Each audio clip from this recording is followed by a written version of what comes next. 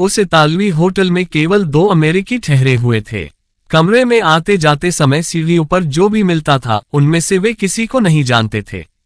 उनका कमरा दूसरी मंजिल पर था और समुद्र की ओर खुलता था। यहाँ से एक बगीचा और युद्ध का एक स्मारक भी दिखाई पड़ता था।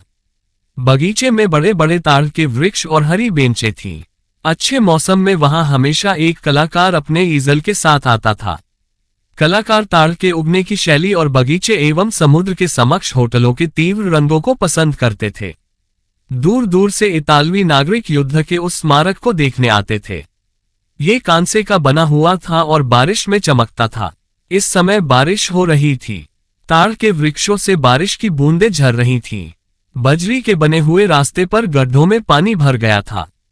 बारिश में समुद्र भी उफान पर था। वह तट की रेखा को तोड़ते हुए आगे बढ़ता, पीछे जाता और तट रेखा को तोड़ने फिर आगे आता। युद्ध स्मारक से होकर चौराहे की सभी कारें जा चुकी थीं। चौराहे के दूसरी तरफ कैफे के दरवाजे पर खड़ा हुआ एक वेटर सूने चौराहे को देख रहा था।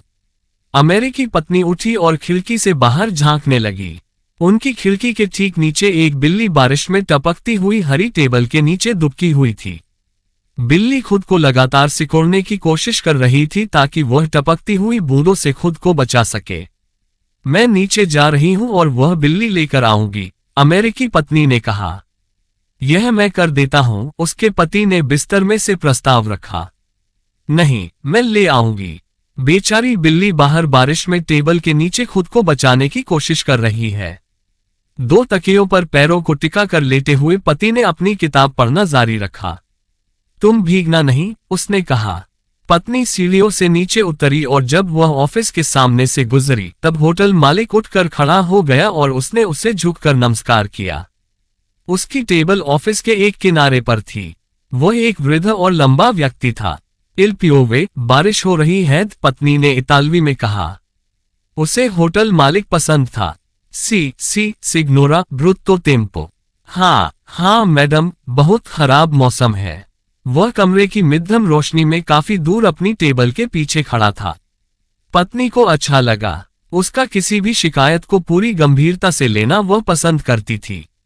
वह उसकी गरिमा को पसंद करती थी। वह उसकी सेवा प्रदान करने की आतुरता को पसंद करती थी। उसके अपने होटल मालिक होने के एहसास को भी वह पसंद करती थी। उसका भारी, वृद्ध चेहरा और लंबे हाथ उसे अच्छे लगते थे। उसे पसंद करते हुए उसने दरवाजा खोला और बाहर देखने लगी। बारिश पहले से तेज हो गई थी। एक आदमी रबड़ का एक लबादा ओढ़े कैफे की ओर बढ़ते हुए सुनसान चौराहे को पार कर रहा था। बिल्ली दाहिनी ओर कहीं पर होगी। शायद वह दीवार के बाहर निकले छज्जे के साथ साथ कहीं खिसक गई हो। जैसे ही वह दरवाजे पर खड़ी हुई, उसके पीछे एक छाता खुला। ये नौकरानी थी जो उनके कमरे की देखभाल करती थी। आपको भीगना नहीं चाहिए, इतालवी में कहते हुए वह मुस्कुराए। निश्चय ही होटल मालिक ने उसे भेजा था। नौकरानी ने छाता अपने हाथ में पकड़े हुए उसके सिर पर कर लिया। वह नौकरानी के साथ छाते में बजरी की सड़क पर अपनी खिड़की के नीचे तक गई। टेबल वहां थी, बारिश में धुली हुई, गहरी हरी, लेकिन बिल्ली जा चुकी थी। वह सहसा निराश हो गई। नौकरानी ने उसकी ओर देखा। हा पेर्दूतो क्वाल कोसा सिग्नोरा। क्या कुछ खो गया है, मैडम? यहाँ एक बिल्ली थी, अमेरिकी लड़की ने कहा। बिल्ली? सी इल गत्तो। हाँ, एक बिल्ली। नौकरानी हंस पड़ी। बारिश में एक बिल्ली? हाँ, उसने कहा, उस टेबल के नीचे। तब वह मुझे बहुत अच्छी लगी थी। मैं उससे बहुत चाहती थी। मैं एक किटी चाहती हूँ। जब वह अंग्रेजी में बोलती थी तो नौकरानी का चेहरा कुछ तन जाता था। कम सिग्नोरा, आइए मैडम, उसने इतालवी में कहा। हमें अब अंदर वापस चलना चाहिए। आप भीग जाएंगी। मैं भी यही सोचती हूँ, अमेरिकी लड़की ने कहा। वे बजरी की सड़क पर चलते हुए वापस मुड़े और दरवाजे में घुसे। नौकरानी छाता बंद करने के लिए बाहर ही रुक गई। जैसे ही अमेरिकी लड़की ऑफिस के सामने से गुजरी, होटल मालिक ने अपनी टेबल से नमस्कार किया। लड़की ने अपने भीतर कुछ संक्षिप्त और मधुर मगर कसा हुआ सा कुछ महसूस किया। होटल मालिक ने उस क्षण उसे बहुत महत्वपूर्ण महसूस करा दिया था। उसे स्वयं के अति महत्वपूर्ण होने की सुखद अनुभूति हुई। वह सीढ़ियों से ऊपर गई और उसने अपने कमरे का दरवाजा खोला। जॉर्ज अपने बिस्तर पर था और पढ़ रहा था। क्या तुम्हें बिल्ली मिल गई? उसने किताब नीचे रखते हुए कहा। वह जा चुकी थी। अचरज है, वह कहाँ चली गई? उसने पढ़ना रोकते हुए कहा। वह बिस्तर पर बैठ गई। मैं उससे बहुत चाहती थी, उसने कहा। मैं नहीं जानती कि मैं उससे इतना क्यों चाहने लगी थी।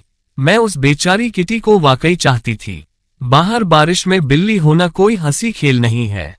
बेचारी। जॉर्ज ने दोबारा पढ़ना शुरू कर दिया था। वह उठी और ड्रेसिंग टेबल के आईने के सामने बैठकर हाथ में एक छोटा आईना लेकर खुद को निहारने लगी। उसने अपने शरीर की संरचना को पहले एक ओर से फिर दूसरी ओर से गौर से देखा। इसके बाद उसने अपने सिर का पृष्ठभाग और ग्रीवा को ध्यान से देखा। अगर मैं अपने बाल बढ़ा लूं तो क्या अच्छा नहीं रहेगा? तुम क्या सोचते हो? उसने फिर से खुद की ओर निहारते हुए जॉर्ज से पूछा। जॉर्ज ने अपनी नजरें उठाईं और उसकी गर्दन को देखा। उसके बाल लड़कों जैसे छोटे और बंधे हुए थे। ये जैसे हैं, मुझे वैसे ही अच्छे लगते हैं। मैं तो इनसे थक गई हूं, उसने कहा। मैं लड़कों की तरह दिखते हुए बोर हो गई हूं। जॉर्ज ने बिस्तर पर करवट बदली। जब से पत्नी ने बोलना शुरू किया था, वह उसी की ओर देख रहा था। तुम बहुत अच्छी दिखती हो, उसने कहा। उसने हाथ का शीशा ड्रेसिंग टेबल पर रखा और खिड़की पर जाकर बाहर देखने लगी। अंधेरा घिरने लगा था। मैं अपने बाल पीछे की ओर बांधकर एक बड़ा सा जूड़ा बनाना चाहती हूँ जिसे मैं महसूस कर सकूं, उसने कहा।